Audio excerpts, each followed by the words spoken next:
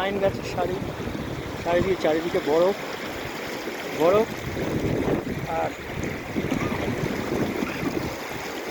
শতদ্রু নদী বইছে, কনকন করছে ঠান্ডা হাওয়া।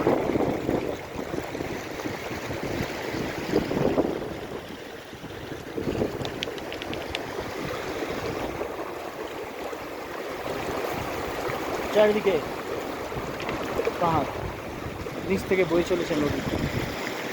এই জায়গাটার মাধুর্যই আলাদা, এই ভাষায় প্রকাশ করা যাবে না।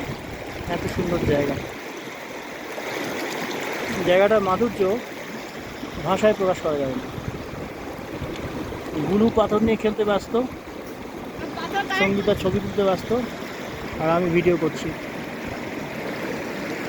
এরকম সুন্দর পরিস্থিতি, জায়গা, সিন, সত্যি ভাষা প্রকাশ করা যাবে।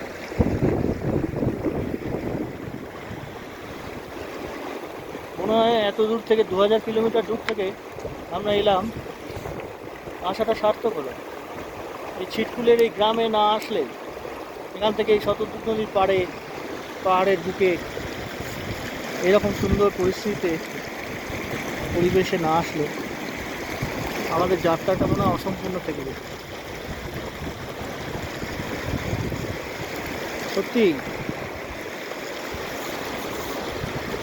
সুন্দর জায়গা। অনেকটা হেঁটে এলাম ছিটকুলের উপরে, পাহাড়ের ওপর থেকে আরও অনেক আছে। উপরে পাহাড়, অপূর্ব। এক কথায় বলতে গেলে অপূর্ব। এই যে পাহাড়,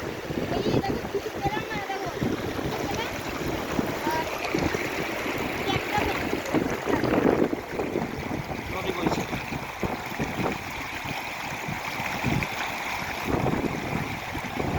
চারিদিকে বরফ, নিচ থেকে নদী।